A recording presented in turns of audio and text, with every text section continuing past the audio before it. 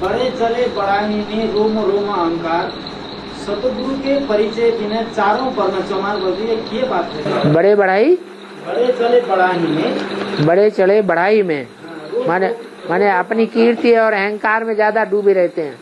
हाँ, रोम रोम अहंकार, रोम रोम में अहंकार भरा हुआ है कि हमारी देखो कितनी कीर्ति व्याप्त है चारों ओर, कितनी हमारी महिमा हो रही है। सतगुरु के परिचय बिना चारों वर्ण चमार है, सतगुरु के परिचय नहीं है तो चारों वर्ण चमार। क्या सतगुरु का परिचय नहीं तो कोई भी वर्ण वाला हो और कितना भी ऊंचा उठ जाए कोई काम का नहीं है, उसकी कीर्ति सब बेकार है, धूल छाई है।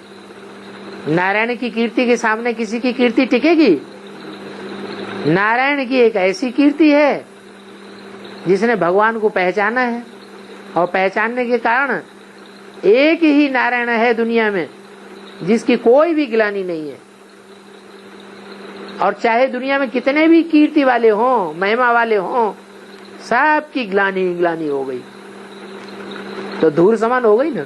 जो सतगुरु है, सच्चा गुरु है, उसका पक्का निश्चय बैठ जाएगा। जब पक्का निश्चय बैठ जाएगा तब ही माला का मणका डिक्लेयर होगा।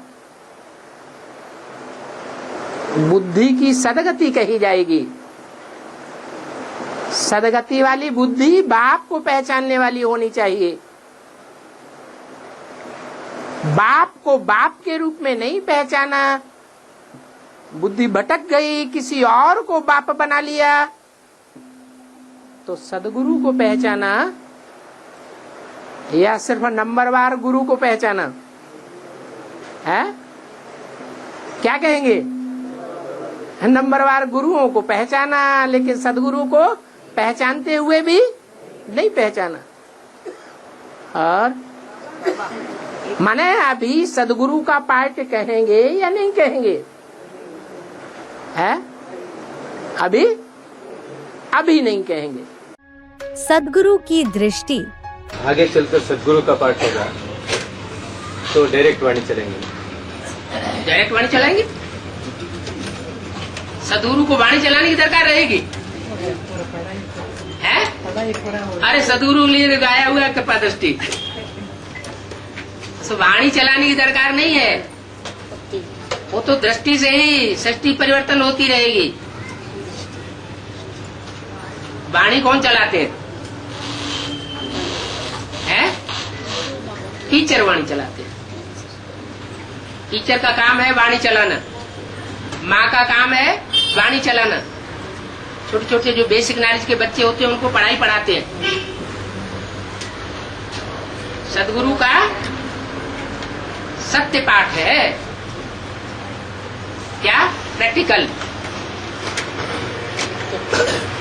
दृष्टि पड़ी और कल्याण हुआ। पार्श्वनाथ कहो, सदगुरु कहो, देखने से ही कल्याण होता रहेगा। क्योंकि सदगुरु द्वारा सदगति कोई लिमिटेड मनुष्य आत्माओं की होनी है या सारी मनुष्य सृष्टि की सदगति होनी है?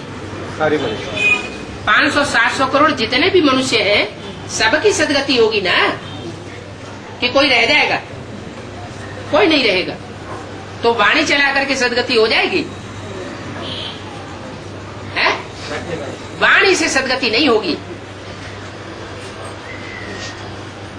कोई आत्माएं तो टेलीविजन में ही दृष्टि देख लेंगी, बस उतने से ही भरपूर हो जाएंगी। सदगुरु की वाणी।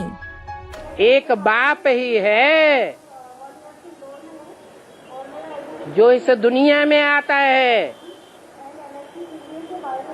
कार्य तो छोड़ो, कोई ऐसी वाचा भी मुख से नहीं निकालता जो दुखदायी साबित हो जाए। कोई संकल्प भी ऐसा नहीं करता जो दुखदायी हो जाए। कोई वाइब्रेशन भी ऐसा नहीं छोड़ता जो दुखदायी साबित हो जाए। इसलिए सुख लोग क्या कहते हैं? जो बोले सो निहाल। उसकी वाणी भी निहाल करने वाली है, उसके कर्म भी निहाल करने वाले हैं, उसका वाइब्रेशन भी निहाल करने वाला है। इसलिए जिन्होंने अनुभव किया है, जिन्होंने पहचान लिया है, वो उसे एक का संग करने के लिए, एक सेकंड की दृष्टि लेने के लिए मत वाले हो जाते हैं। जो बोले सो निहाल, सिर्फ बोले की बात है या कर्मेंद्रियों से किए की भी बात है? किए की भी बात है। जो कुछ बोलेगा, जो कुछ सोचेगा, जो कुछ करेगा, सो सब सत्य ही सत्य करेगा। असत्य कुछ भी नहीं, और एक ही सत्य है। जो बोले सो निहाल।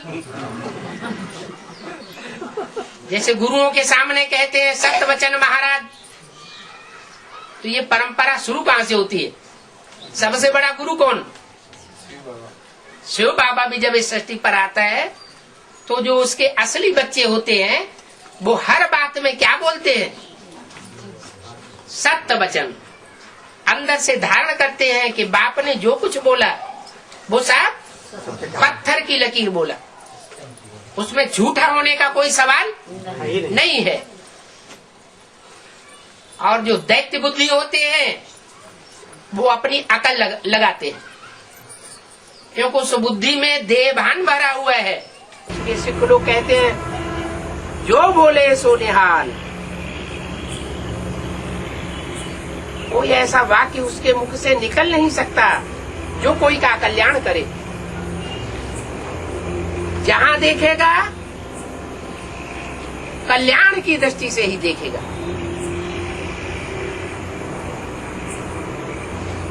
कोई के प्रति उसकी कल्याण की दृष्टि हो नहीं सकती।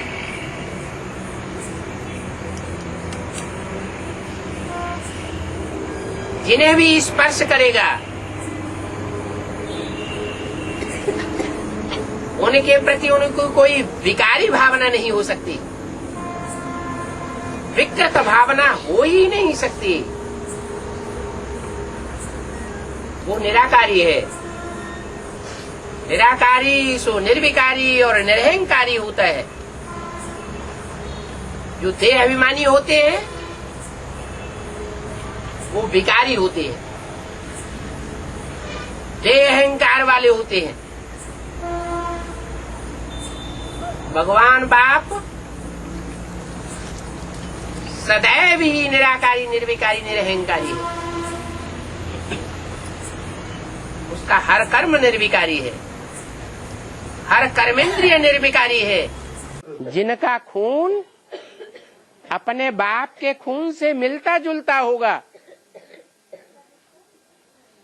जो बाप का खून सो बच्चों का संकल्प रूपी खून, उन सूर्यवंशी बच्चों को कोई प्रश्न नहीं आवेंगे। क्या? जो बाप ने बोला सो अच्छा लगेगा, जो बोले सो निहाल। सत श्री अकाल। किसी बात में प्रश्न पैदा नहीं होगा। लेकिन ऐसे सूर्यवंशी सब होंगे क्या? हैं? नहीं होंगे। और जो बोले सो निहाल।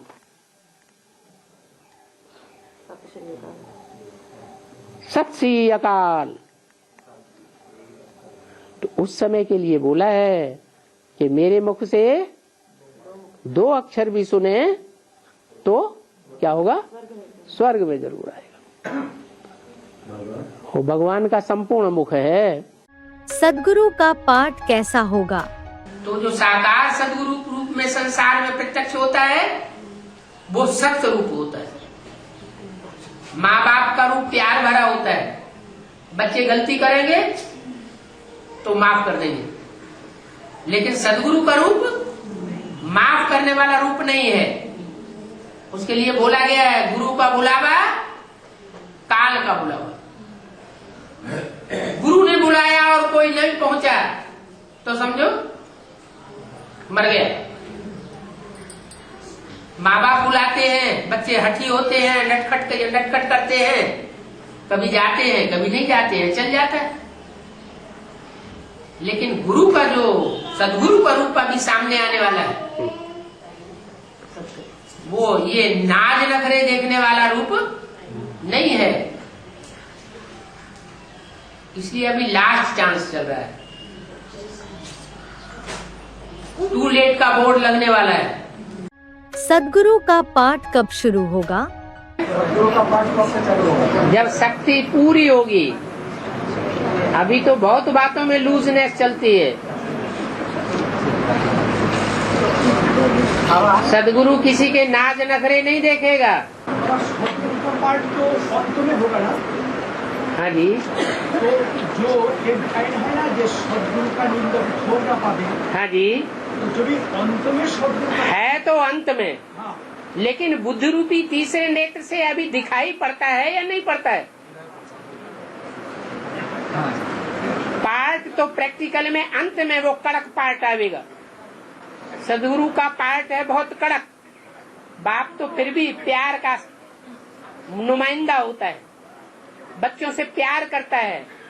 चलो छोड़ो, मेरे ही बच्चे हैं। बाप की बच्चों में उम्मीद रहती है, लेकिन गुरु ऐसी कोई उम्मीद नहीं रखेगा। एक बार कहा नहीं माना, ज्यादा से ज्यादा माफ कर देगा।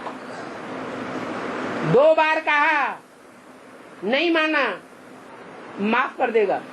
तीसरी बार माफ करने वाला नहीं है। उसे सदगुरु कहो या रूहानी मिलिट्री का मार्शल कहो, एक ही बात है। युद्ध भूमि में अगर कोई योद्धा ऊपर वाले ऑफिसर की बात मानने से इनकार कर दे तो क्या करते हैं? गोली से ठां कर देते हैं। अनिश्चय बुद्धि मौत, मर जाओ, तुम नई दुनिया में जाने काबिल नहीं हो। सदगुरु का पाठ कब होगा? जब सत्य होगा तभी सदगुरु का पाठ होगा। अभी दुनिया में सत्य है कि असत्य है? हैं? सारी दुनिया में अभी झूठ ही झूठ है कि सत्य भी है किसी में? हैं? सब में झूठ ही झूठ। असंख्य चोर आराम खोर, सब आ जाते उसमें। तो सारी दुनिया झूठी तो सदगुरु नदारद। फिर कहीं से तो शुरुआत होगी। सत्य की शुरुआत करने वाला कोई तो होगा, निमित्त बनेगा कोई या नहीं बनेगा? जो निमित्त बनेगा वहीं से सदगुरु का पाठ शुरू हो जाएगा। ज्ञान सूर्य प्रगटा अज्ञान अंधेर विनाश। सदगुरु का पाठ कब चालू होगा? लक्ष्मी आने के बाद या पहले? है गुरु कैसा? सतगुरु, झूठा गुरु नहीं। झूठे गुरु होते हैं वो क्या करते हैं? हैं? झूठे गुरु होते हैं उनके लिए तुलसीदास ने भी बोल दिया है रामायण में, हरें शिष्य धन शोक न हरई। क्या? शिष्यों का धन तो हर लेते हैं लेकिन उनके दुख दर्द नहीं हरण करते। तो सतगुरु उसको कहा जाएगा जो हमारे दुखों का निवारण करे। ऐसा सदगुरु अंत में प्रत्यक्ष होगा या अभी प्रत्यक्ष होगा? क्यों? सदगुरु का पाठ अंत में क्यों है? पहले क्यों नहीं? क्योंकि जब सतयुग आवे, सतयुग का फाउंडेशन नहीं, प्रैक्टिकल में सतयुग आवे तो सतयुग में आने वाले तो थोड़े होंगे कि शुरुआत में ही बहुत होंगे, थोड़े होंगे। तो उन थोड़ों के अलावा और जो होंगे बचेंगे, उन सब के लिए सदगुरु का पाठ। सदगुरु कड़क होता है या ब्रह्मा की तरह मुलायम होगा? कड़क होता है। जैसे मिलिट्री में जो मार्शल होता है या जो भी बड़े बड़े अधिकारी होते हैं, उनका कड़क शासन होता है, या गलती कर दी अच्छा चलो माफ किया, ऐसा होता है? कड़क शासन होता है। गलती की और शूट कर दिया। यहां स्थूल रूप में शूट करने की बात नहीं है। क्या करेंगे? हैं? क्या करेंगे? अनिश्चय बुद्धि बन जाएंगे और बाप से दूर हो जाएंगे। वो बाप भी है और टीचर भी है और सदगुरु भी है। अभी क्या पार्ट है? हैं? बाप भी है और टीचर भी है। अभी सारा क्लैरिफिकेशन बुद्धि में बैठ गया है। सारी बात बुद्धि में बैठ गई, कुछ समझने का तो नहीं रहा है। रहा या नहीं रहा? रहा तो है। अगर रहा ना होता तो ये प्रश्न क्यों पूछते? अभी भी प्रश्न पूछते हैं या नहीं पूछते हैं? पूछते हैं। इसका मतलब अभी बहुत कुछ समझने को रहा हुआ है, क्योंकि मुरली में बोला है जब बाप प्रत्यक्ष हो जाएगा तो ये प्रश्न करना ही बंद हो जाएगा। अर्थात रावण के जब सिर कट जावेंगे तो राम बाप राक्षसों के सामने भी प्रत्यक्ष हो जाएगा। सदगुरु निंदक ठौर न पावे। मेरा पॉइंट में बोला ये ठीक है, जो सदगुरु का यदि एक बार नहीं माना, दो बार नहीं, अरे निंदा शुरुआत से कर रहा होगा या अंत में करेगा? निंदा जो करने वाला है वो पहले से ही निंदा करने के संस्कार भर रहा होगा या अंत में जाकर के निंदा करेगा? हैं? पहले से जो नहीं कर, पहले से। अभी निंदा कर रहा होगा कि नहीं कर रहा होगा? हैं? हाँ, जिसकी निंदा कर रहा है वो साकार होगा सदगुरु या निराकार होगा? माने कोई है ना। बुद्धि तो समझती है, लेकिन बीच बीच में बुद्धि अनिश्चय बुद्धि बन जाती है।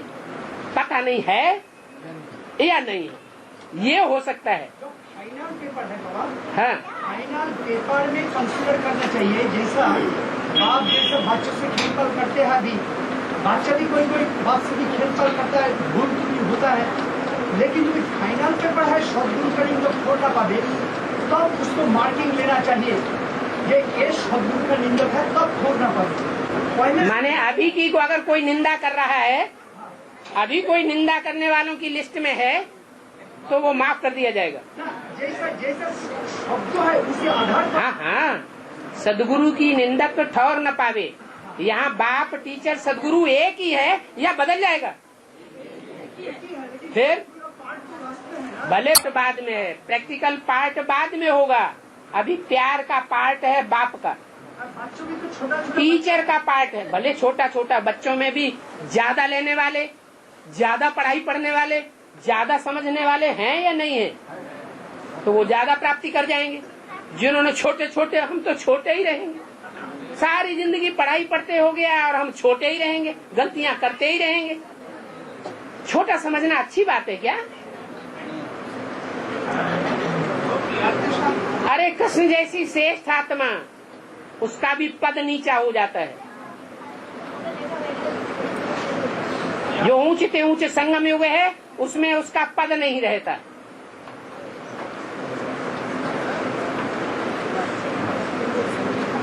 तो बच्चा बुद्धि बनना अच्छा नहीं है।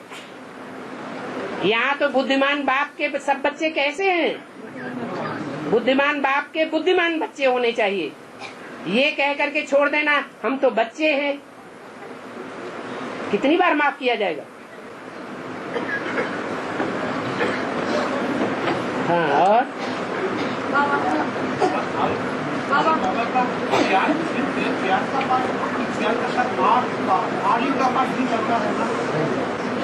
ज्यादा से ज्यादा मार ज्ञान रतन मार देंगे बस, और क्या मार?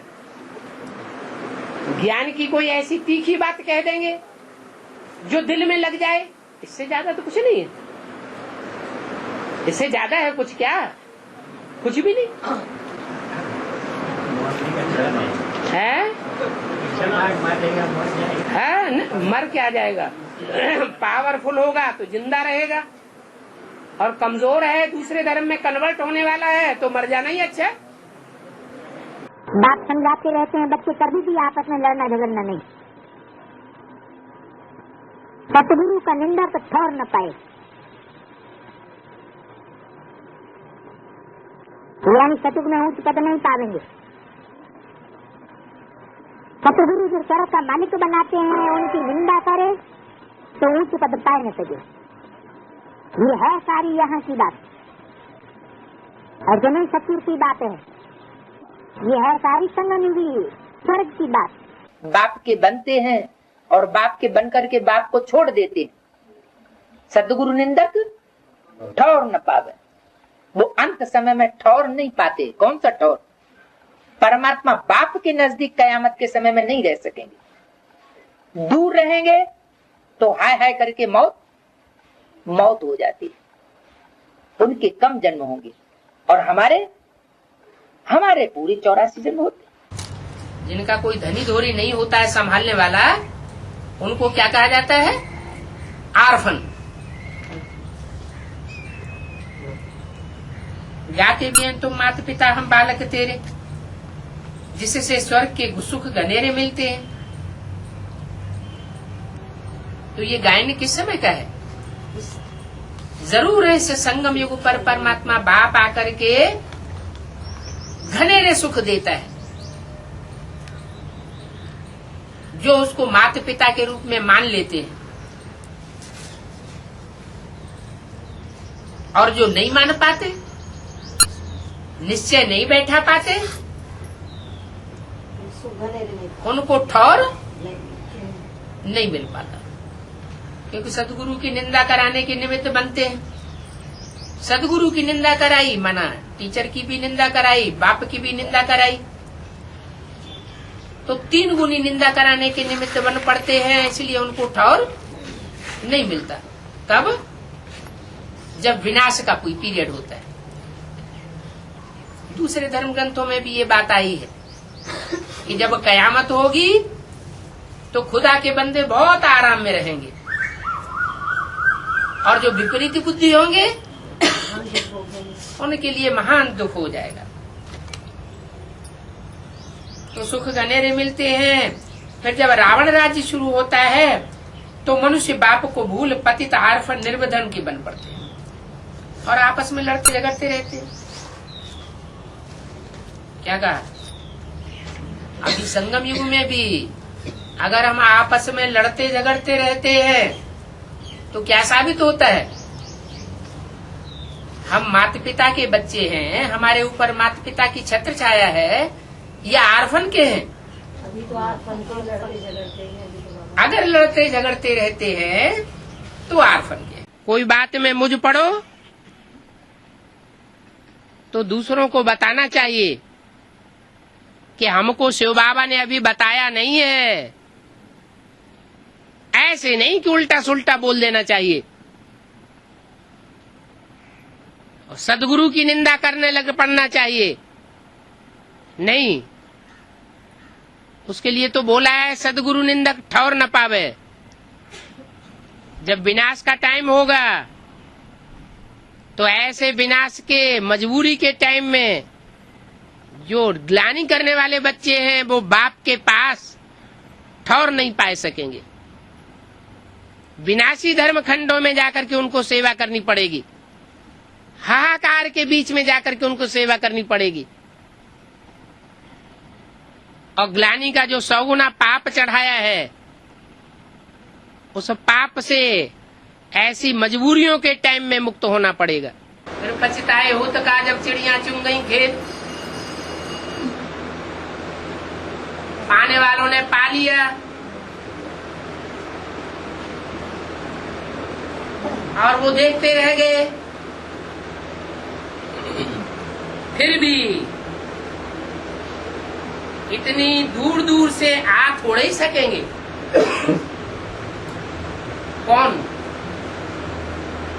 कौन नहीं आ सकेंगे? है? अरे यही विदेशी विधर्मी जो विपरीत धारणाएं फैलाने वाले हैं।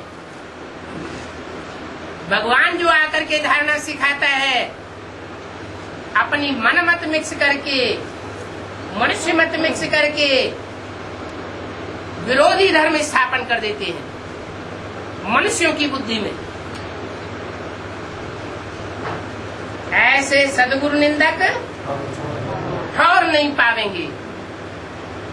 जब विनाश कयामत बरपा होगी तो आबू अब्बा के घर तक पहुंच नहीं सकेंगे, वीजा ही नहीं मिल पाएगा, पासपोर्ट भी नहीं बन पाएगा।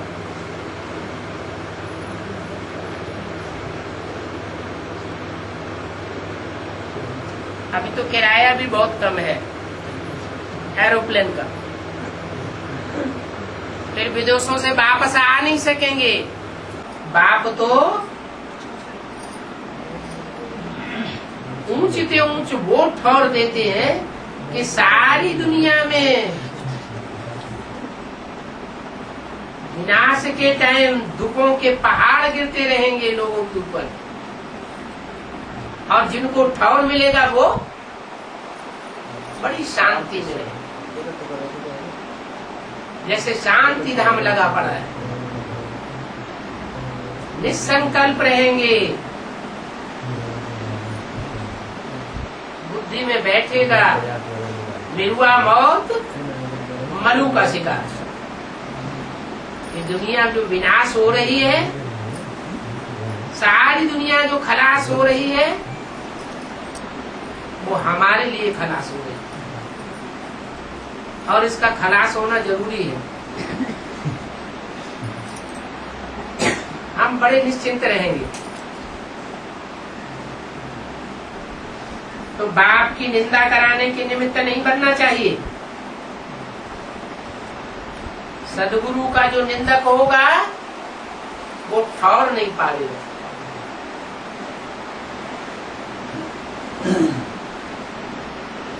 दूसरे धर्म में कन्वर्ट होने वाली आत्माएं वो पहले बाप के यहाँ ठौर पावेंगी या नहीं पावेंगी? देवताएं हिंदू बनते हैं, हिंदू बनने के बाद फिर दूसरे धर्मों में कन्वर्ट होते हैं।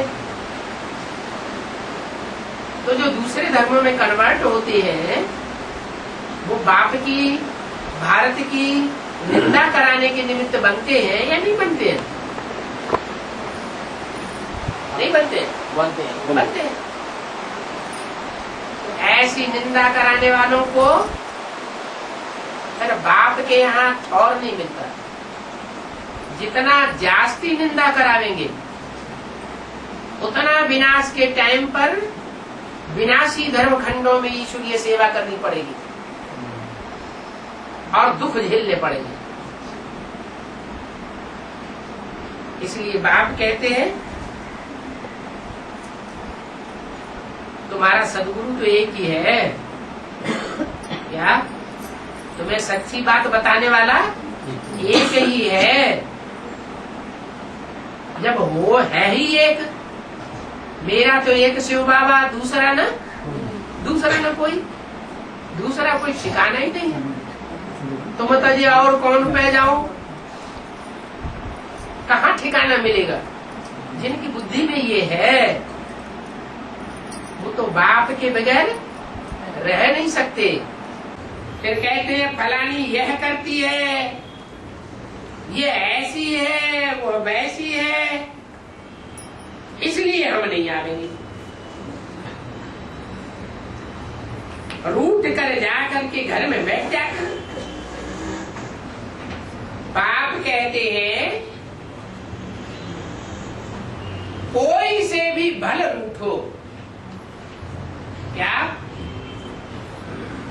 कोई से भी रूठ जाओ, फर्जा नहीं है। एक बाप से तो मत रूठो।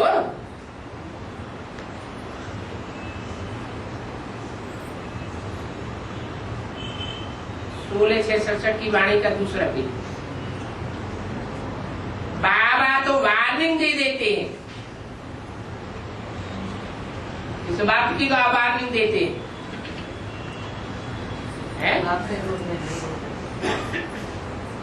कोई अगर रूठ के चले जाएंगे बाप से तो क्या होगा? है? क्या वार्निंग देते हैं?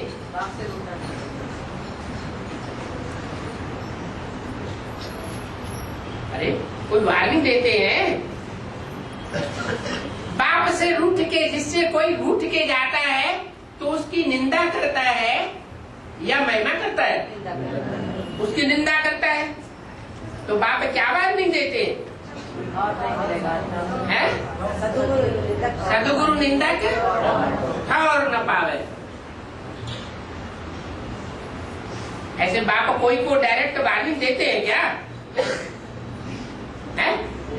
कोई रूठ के चला जाए और उसको वार्निंग देते हो? देते हैं क्या? मुरली में बोला जाता है सजाएं तो बहुत कड़ी है। सदगुरु की निंदा करावेंगे तो गति और सदगति में ठौर नहीं मिलेगा।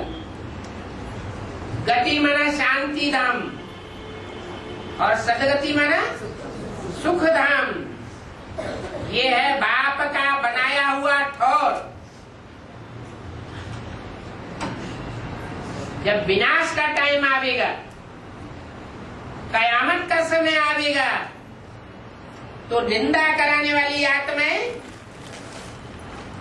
सुखधाम और शांति धाम में ठौर नहीं पावेंगी।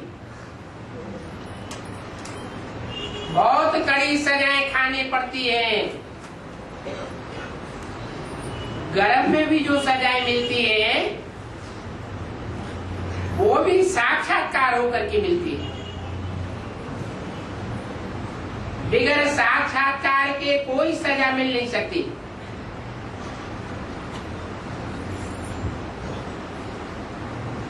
यहाँ भी साक्षात्कार करते रहेंगे।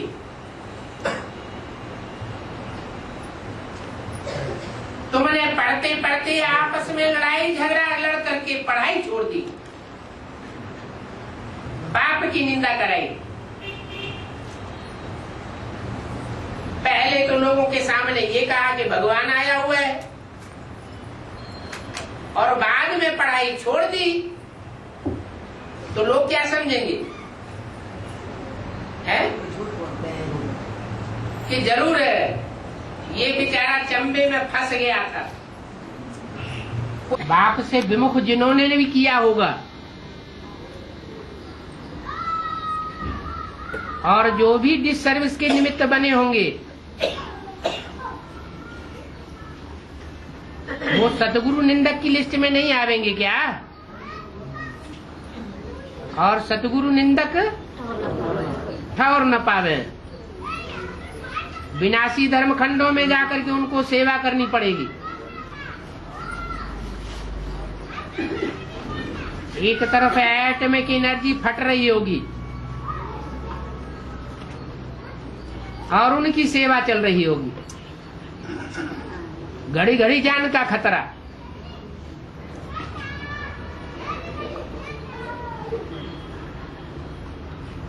तो सजा नहीं हुई क्या? ईश्वरीय सेवा में ऐसी ऐसी जगह भेजा जाएगा विनाश के टाइम पर, जो मुरली में बोला है सदगुरु निंदक, जो बाबा का ठौर है बनाया हुआ। सतयुगी नई दुनिया स्वर्ग, जहाँ विजयमाला की आत्माएं पहले इकट्ठी होंगी। उस स्वर्ग में उनको ठिकाना नहीं मिलेगा। माउंट आबू में ठिकाना मिलेगा, तपस्या करो जाके। दिल्ली में ठिकाना, परिस्तान में ठिकाना नहीं मिलेगा। तपस्या करें, तपस्या पूरी हो, सर्विस फील्ड में भेजे जाएंगे, जहां धुआंधार विनाश हो रहा होगा। सदगुरु निंदक ठौर न पावे। मौत सामने दिखाई देगी, अभी पकड़े गए, अभी पकड़े गए।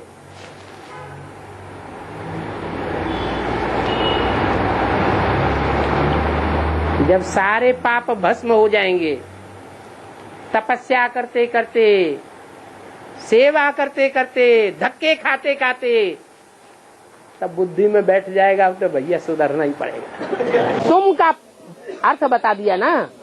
तुम जो अंदर से भी बाप के सन्मुख हैं, विरोधी संकल्प नहीं चलाते हैं, विरोधी कर्म नहीं करते हैं, सन्मुख हैं, लेकिन बाप के प्रति मीठी दृष्टि है। ऐसे नहीं, दृष्टि में भी कड़ुआहट हो, वृत्ति में भी कड़ुआहट हो, वाचा में भी कड़ुआहट हो, कर्मों में भी कड़ुआहट हो, वाइब्रेशन में भी कड़ुआहट हो, तो वो सन्मुख हैं या विमुख हैं? उनको निकाल दो। तो यहाँ कितने ऐसे बैठे होंगे? होंगे कि नहीं होंगे?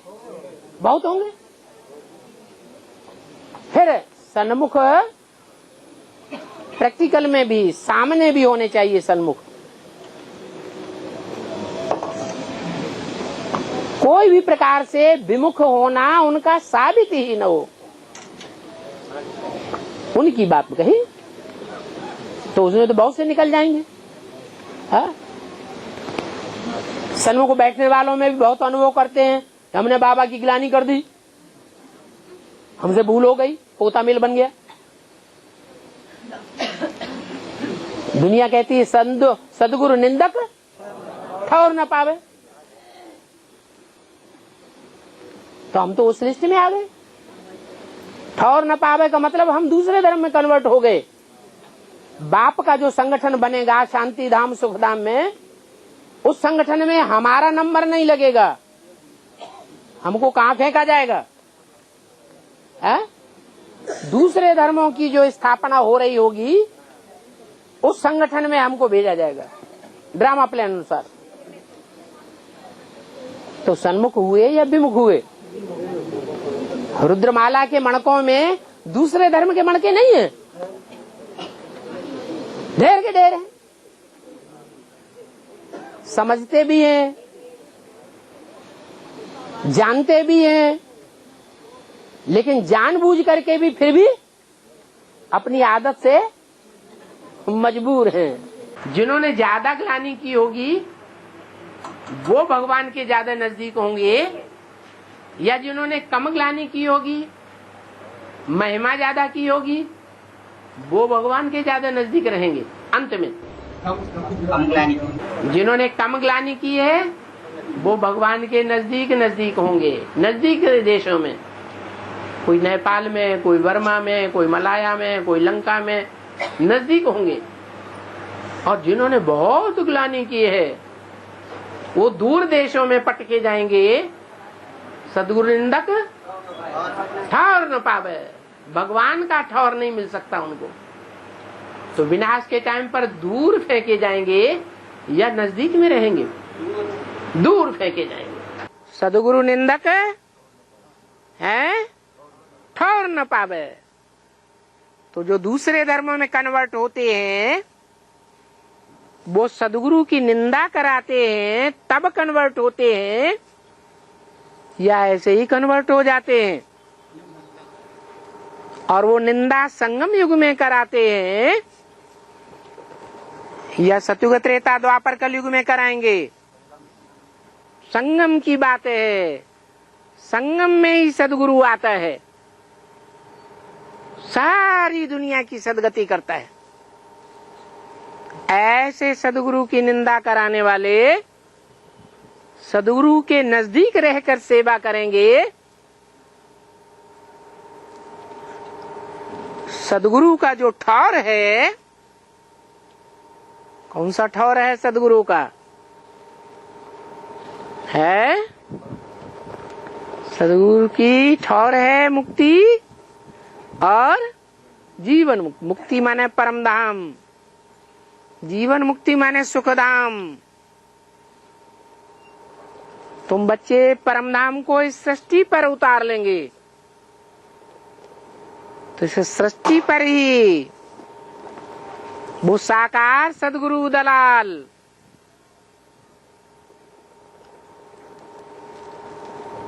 रहेगा या नहीं रहेगा? हैं? तो जो निंदा कराने वाले हैं वो विनाश के काल में सदगुरु के नजदीक रहकर सेवा करेंगे या उस ठौर से वंचित हो जाएंगे, वंचित हो जाएंगे। वो लास्ट रूप है धर्मराज, जिसको कहते हैं सदगुरु। क्या कहते हैं? सतगुरु निंदक ठौर न पावे। जब विनाश होगा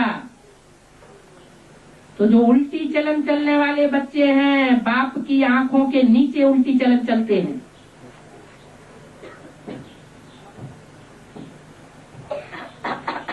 उल्टी बातें बोलने वाले हैं, वो सदगुरु बाप से बच करके नहीं रह सकते।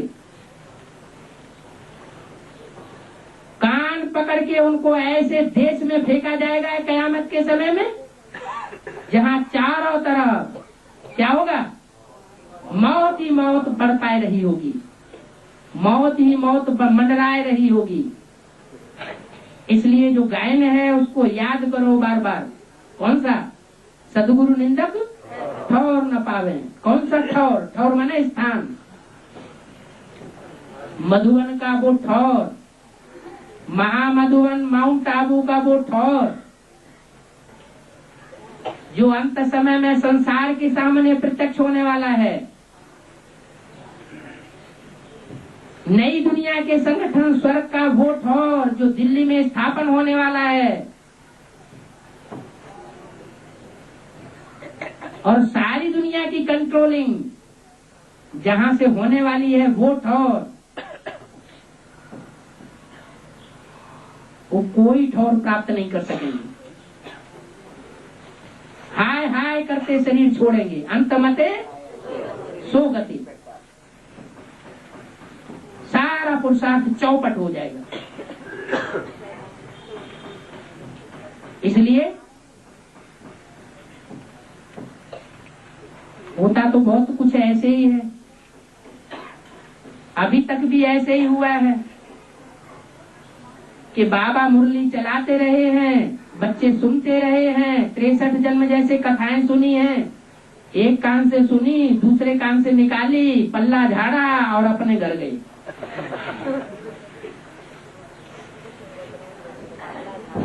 अभी ऐसा नहीं करना है, अभी टाइम ही नहीं है।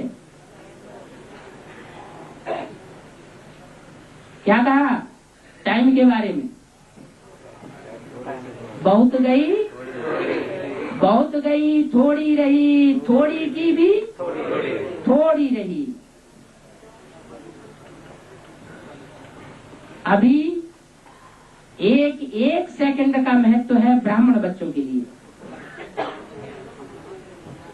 एक सेकंड की भाषा का महत्व है, एक सेकंड की कर्म जो कर्मेंद्रियों से करते हैं उसका महत्व है। उस महत्व को जान करके, समय की प्रबलता को समझ करके आगे बढ़ना है।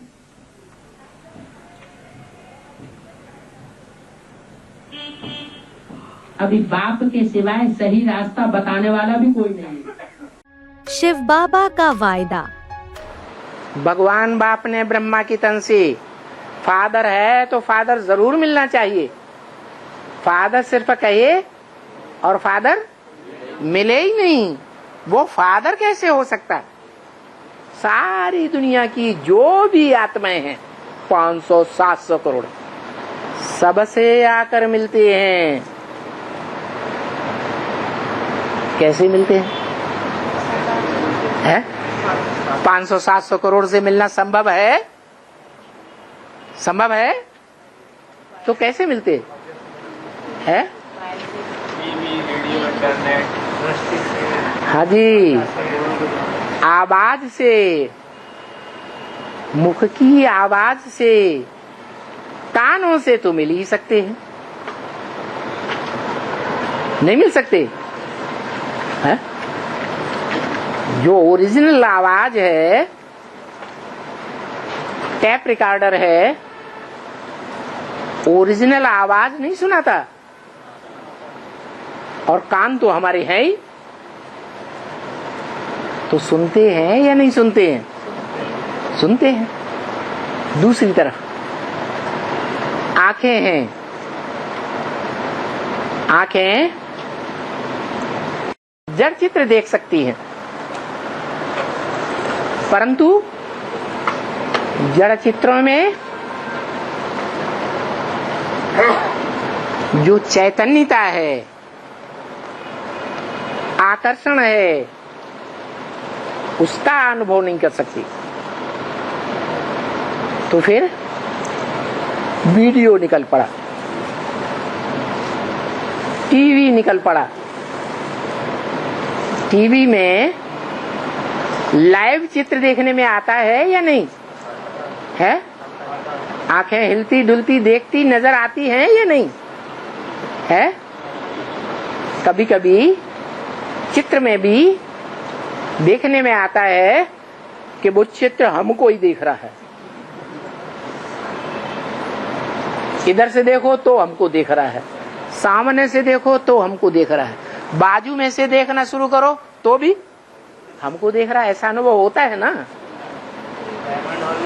तो देखो, संग का रंग लगा या नहीं लगा? अनुभूति हुई या नहीं हुई? अनुभूति होती। इसलिए बोला फादर है तो फादर जरूर मिलना चाहिए। फादर सिर्फ कहे और कभी मिले नहीं, वो फादर नहीं हो सकता। वर्षा देने वाला बाप नहीं हो सकता। तो बाप को याद करो। तो वो बाप महामृत्यु के समय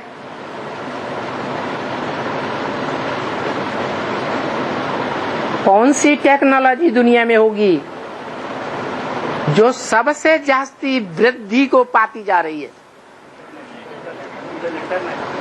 इंफॉर्मेशन टेक्नोलॉजी। इंटरनेट हो, टीवी हो, रेडियो हो, अखबार हो, इसको क्या कहेंगे? है इंफॉर्मेशन टेक्नोलॉजी। सूचना, सब प्रकार की सूचना ली जा सकती है उस टेक्नोलॉजी के द्वारा। हम बाप से मिल सकते हैं और जो पुरुषार्थ वो बताता है उस पुरुषार्थ को जीवन में प्रैक्टिकल धारण कर सकते हैं। प्रैक्टिस करते करते हम देह को भूलकर आत्मा बन सकते हैं या नहीं बन सकते है? ब्रह्मा के द्वारा, दादा लेखराज के द्वारा शिव सुप्रीम सोल ने ज्ञान दिया। हमने ब्रह्मा को देखा, बहुतों ने नहीं देखा। अनुभव किया उस समय कि ब्रह्मा के अंदर कैसे शिव आकर के ज्ञान देता था, है? उस समय की स्टेज हमने नहीं अनुभव की, फिर भी हम ज्ञान को पूरा ग्रास्प कर रहे हैं या नहीं कर रहे हैं? करते हैं। ज्ञान धारण करके उसे प्रैक्टिकल में अनुभव करते हैं और अनुभूति करके उस बाप से वर्षा लेने योग्य बनते हैं। तो उस बाप का आज्ञाकारी बनना है जो सदाकाल इस सृष्टि पर कायम है। वो इस सृष्टि पर सदाकाल कायम नहीं है। कौन? आत्माओं का बाप। जो मनुष्य सृष्टि का बाप है वो इस सृष्टि पर सदा कायम है। जो सदा कायम है उसको पहचान कर, ज्ञान से जानकर और उसको इस दुनिया में खोज सकते हैं या नहीं खोज सकते? ज्ञान के आधार पर तीसरे नेत्र से पहचान सकते हैं या नहीं पहचान सकते? फिर प्राप्ति कर सकते कि नहीं कर सकते? प्राप्ति भी कर सकते। तो बताया उस बाप की जिसको पहचान हो जाएगी वो कभी ऐसे प्रश्न नहीं करेगा कि नई दुनिया कैसे चलेगी या ये संसार कैसे चलेगा, सृष्टि की उत्पत्ति वृद्धि कैसे होगी। फादर सिर्फ कहे और कभी मिले ही नहीं, वो फादर नहीं हो सकता। सारी दुनिया की जो भी मनुष्य आत्माएं हैं, यथा राजा तथा प्रजा, सबसे आकर के मिलते हैं। कोई से कम, कोई से ज्यादा, कोई से सभी इंद्रियों से मिलते हैं, कोई से जो 11वीं इंद्रिय है, कौन? मन। मन से पूरी पहचान हो जाती है। आज की दुनिया में इंफॉर्मेशन टेक्नोलॉजी दिन दूनी रात चौगुनी बढ़ रही है कि नहीं? इस इंफॉर्मेशन टेक्नोलॉजी से बाहर कोई मनुष्य आत्मा अंत तक रह पाएगी? है? नहीं रहेगी। इसमें क्या राज है? इसमें यही राज है कि महामृत्यु के महाविनाश के समय तक 500-700 करोड़ मनुष्य आत्माएं, उन सब की बुद्धि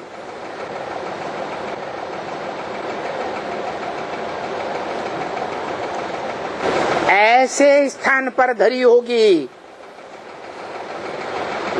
ऐसे व्यक्तित्व में जुटी होगी जो व्यक्तित्व कहता रहा मन मना भव।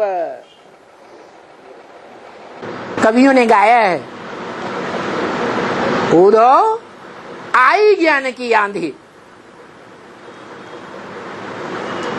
संवत 2000 के पीछे ऐसो जोग पर है, उत्तर दक्षिण पूरब पश्चिम 34 काल फिरे।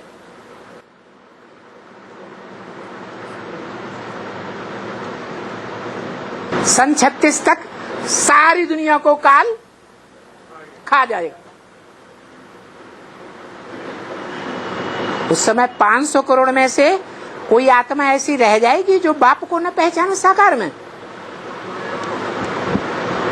शिव बाबा को सारी दुनिया के मनुष्य मात्र पहचानेंगे या नहीं पहचानेंगे? जो मुरली में बोला है फादर सिर्फ कहे और फादर कभी मिले ही नहीं, वो फादर कैसे हो सकता? सारी दुनिया की जो भी आत्माएं हैं साथ से आकर मिलते हैं। कब होगा ऐसा टाइम? जब चतुर्थ विश्व युद्ध होगा, दिवाली होती है तो पहले धीरे धीरे पटाखे छोड़ते हैं, फिर 12-1 बजे क्या करते हैं, जो बच गए सारे पटापट पटापट पटापट सारे ही फोड़ मारे, सारी दुनिया खलास हो जाती है। ये बाप व पति ऐसे छोड़कर जाने वाला तो नहीं है। कैसे हैं? जैसे पति मर जाता है उनका, तो मरे हुए पति को याद करती रहती है। यहाँ बाप की जयंती है, बाप की कोई मरंती नहीं है। तो बाप ऐसे जैसे वो पति छोड़ के चले जाते हैं तो छोड़ करके जाने वाला नहीं है। तो क्या किसी ने समझ रखा है कि छोड़ करके चला गया? या कोई वियोगी गीत गाता है क्या? ब्राह्मणों की दुनिया में तो कोई नहीं गाता होगा। जरूर ब्राह्मणों की दुनिया में भी कोई ऐसे हैं जो समझते हैं कि बाप चला गया। बाप कहते हैं मैं ऐसे छोड़कर जाने वाला नहीं हूँ। कहते हैं मैं तुम सजनियों को साथ ले जाऊंगा। जब अंजाम किया हुआ है साथ ले जाऊंगा, साथ रहेंगे और साथ चलेंगे, तो बीच में कैसे वायदा पूरा बिना किए वापस चले जाएंगे? परंतु इसमें समय लगता है। किसमें? साथ ले जाने में। थकना नहीं है। प्रत्यक्षता पहले किन के बीच होगी? पहले 8 को प्रत्यक्ष होगा, फिर अगले मणकों को प्रत्यक्ष होगा, 108 मणके भी प्रत्यक्ष होंगे, फिर ब्रह्मा की 1000 भुजाएं भी प्रत्यक्ष होंगी। इसी 1008 कहते हैं, 16,000 भी प्रत्यक्ष होंगे। जो सुनेगा और जो देखेगा वो पहले 8 नंबर वाले होंगे कि सारी दुनिया वाले होंगे? 8 नंबर वाले होंगे। उसके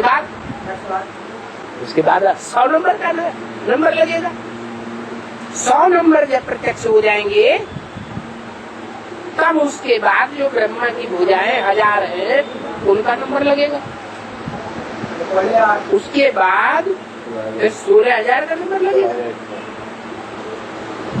फिर नंबरवार जो प्रजा में आने वाले हैं 4.5 लाख, उनके भी नंबर है या नहीं है? उनके भी नंबर है, उनका भी नंबर लगेगा। अंत में होगी साक्षात्कार की लीला। बाबा बोल रहा है कि बाबा सब कुछ बच्चों को देते हैं, जितना ज्ञान बाबा में होता है वो सारा बच्चों की बुद्धि में उड़ेल देते हैं, लेकिन दिव्य दृष्टि की चाबी नहीं देते हैं। वैसे तो साक्षात्कार कुछ भी होता नहीं है। अगर साक्षात्कार कुछ भी होता नहीं है तो दिव्य दृष्टि की चाबी बाप बच्चों को क्यों नहीं देती? बच्चों को अगर दिव्य दृष्टि की चाबी दे दे तो बच्चे उसका मिसयूज करेंगे या अच्छा यूज करेंगे? मिसयूज कर देंगे। इसलिए बच्चों को दिव्य दृष्टि की चाबी नहीं देते, ज्ञान देते हैं, उसका ही कितना मिसयूज करते हैं। 70 साल हो गए ज्ञान लेते लेते।